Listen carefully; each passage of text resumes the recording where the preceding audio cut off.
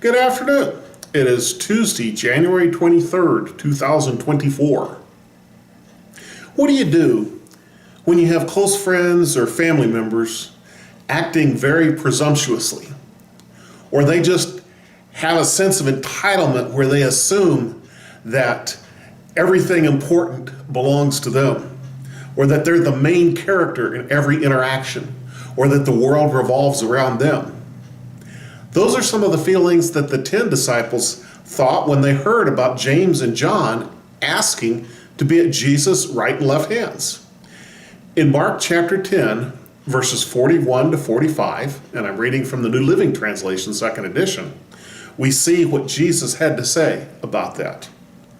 When the 10 other disciples heard what James and John had asked, they were indignant. So Jesus called them together and said, "You know that the rulers in this world lord it over their people, and officials flaunt their authority over those under them. But among you, it will be different.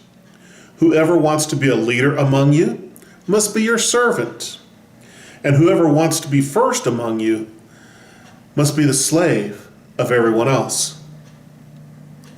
For even the Son of Man came not to be served, but to serve others and give his life as a ransom for many."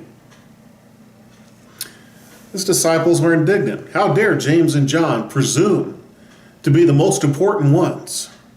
I mean, after all, didn't they even think about Peter or some of the others? Wow, how dare they? And they almost didn't want to involve Jesus in this conversation. They wanted to kind of jump all over James and John on their own. But Jesus would not let this one go. He chose to deal with the issue. He called them all over and he says, "No, we're going to have this conversation right now."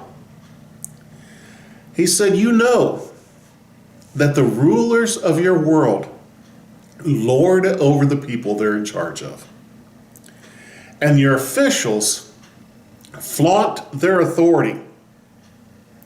You ever been on the wrong side of a petty bureaucrat? You ever had to go apply for a permit or pay a parking ticket, and you're standing in line and all of a sudden you realize the person behind the counter really enjoys making you jump through hoops and do and say things just to prove that they're in charge? And you recognize that you're in their hands, you're in their power, and they're going to make sure you know how important they are. Yeah, their officials flaunt authority. But then he looks at them and he says, "You be different. It's not going to be that way among you. You're not going to act that way. You're not going to be petty tyrants of bureaucracy in Christianity. No. If you desire leadership, the way to gain leadership is to be a servant. You want to be first? Then serve. Care for others." That just blew their mind. Completely turned upside down their thought of what it meant to be in charge and to be authority. I mean, they suffered at the hands of petty Roman bureaucrats their whole lives. And now here's Jesus telling them, "You want to be great in my kingdom?" He says, "You're going to have to learn to be a servant."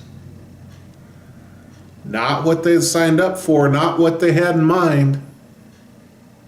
And here he is telling them, hey, the Son of Man, that's how he referred to himself, did not come to be served, but to serve and to give his life as a ransom for many. In other words, to pay the ransom for all the sinners that were held in captivity to sin, that are being held for ransom by their sin. And he gave his life so that we would have freedom and forgiveness from that sin.